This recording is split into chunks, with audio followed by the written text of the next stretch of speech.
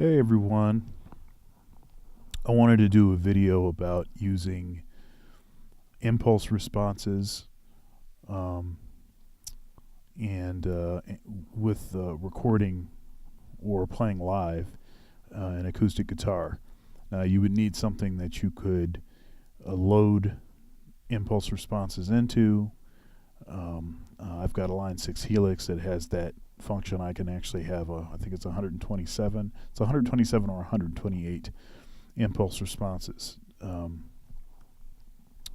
And So impulse responses are basically it's capturing the properties of a cabinet or a particular space. Impulse responses are used to simulate reverb, like in a hall or a cathedral or in a room. And But they're also used for some very interesting purposes.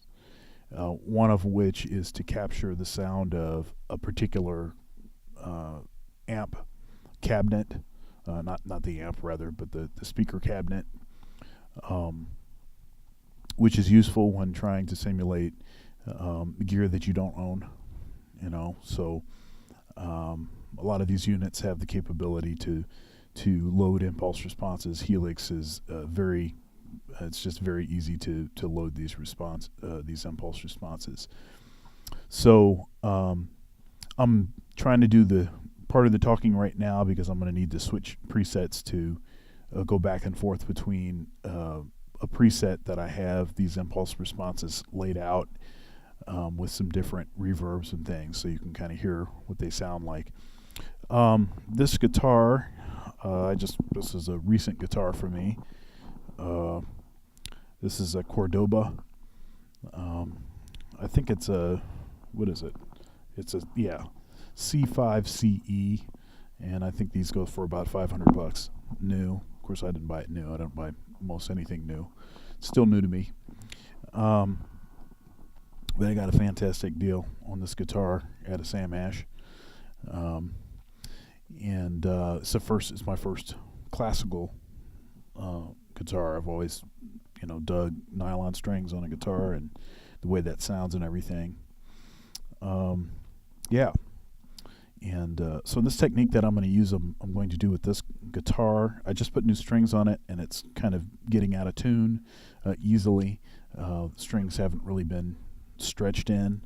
I'm kind of going through that process now, so if I stop and do a little tuning, you'll know why. But this would work for a steel string guitar. I've done this with my I've got a Dean Exhibition. Both of my acoustic guitars have really, really good preamps in them. And so before you dismiss, this thinking that if you get, a really good preamp that, it will diminish this effect, I don't think that to be the case. I don't think that's true.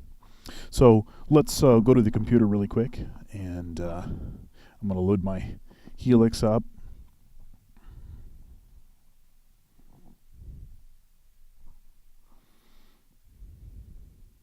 And by the way, you can do all this stuff just from the hardware. It's just more convenient when I'm doing videos to use, and I'm sharing my screen to use the video.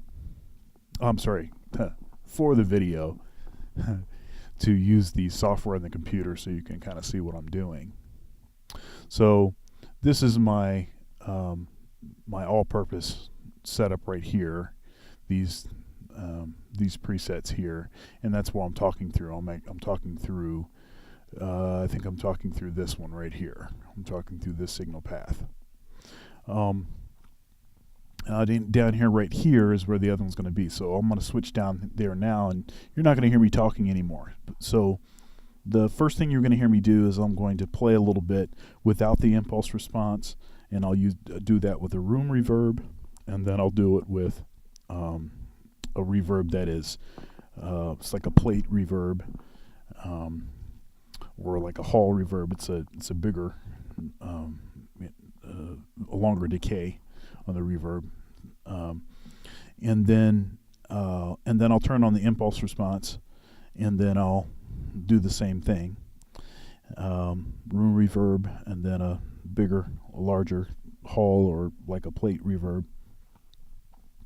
And then I'll show you how I loaded those in and how easy that is, and where I got the, well, I won't say where I got the impulse response from, but I'll show you what the impulse responses are of, and then they're actually, you can just do an internet search and you'd be able to find them. So anyhow, pretty cool. All right, here we go.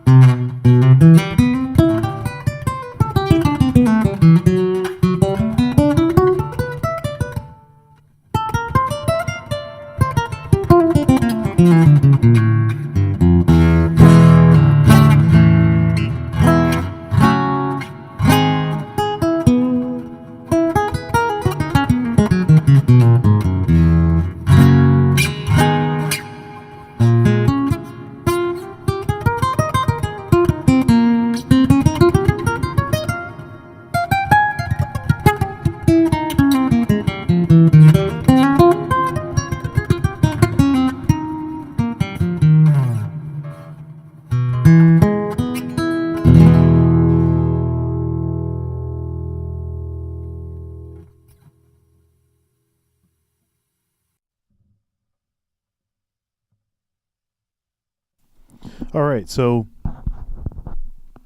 yeah, so I mean it's like night and day, and it's not like the preamps sounds terrible. It's just you kind of lose that mic'd up in the studio, you know,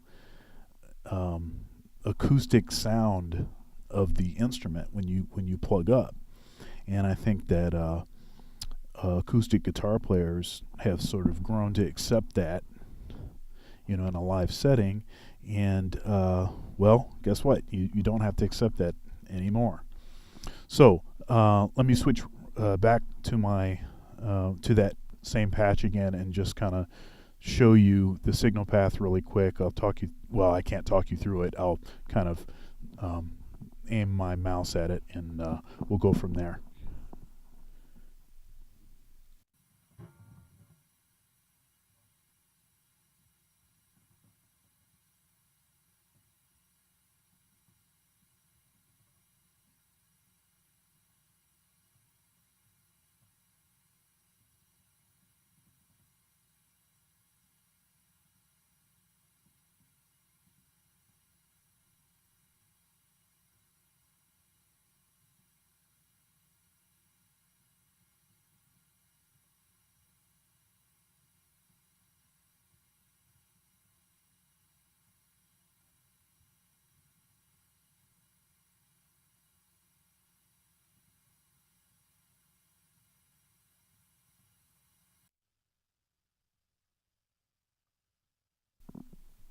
Yeah.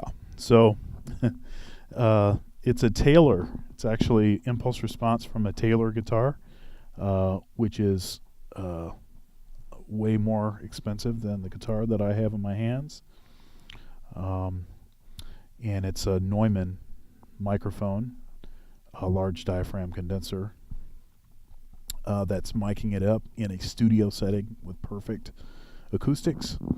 And I'm able to replicate that even if I'm at a live gig, or if I'm doing a video and I'm just plugged up, so I don't have to deal with having a microphone, but I get the benefit of the sound of that microphone. So really powerful, very, very cool thing that you can do. Again, this is a Line 6 Helix that I'm doing this with. You could do it with anything that loaded IRs.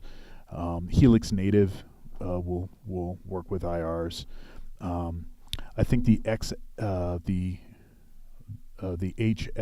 effects will do it, which is the kind of the newest in the Helix line. Of course, the Helix LT would do it, and there's several other ways to load them. I think what is it? What is that called? Guitar Rig. The Native Instruments plug-in. Guitar Rig. I think we're Guitar Rig 4 or 5 or something now. But there's a way to load them through that also. All you'd have to do is just get on YouTube and do some searching. If you want some impulse responses, there's a lot of free ones that are on the internet. Some own hammer ones out there. And then there's a bunch of other things. Now, I have a Line 6 Variax, and I'm able to actually simulate a mandolin by using a 12-string guitar model that's in my Variax, and playing it through a mandolin impulse response, and it's incredibly close, especially in a live setting. I wouldn't record that like in a studio setting. I have a mandolin. I would use the mandolin, or I'd hire a mandolin player. But in a live situation, it's very cool. So anyhow, just hope you enjoyed that. Hope you got something out of it. Have a good one.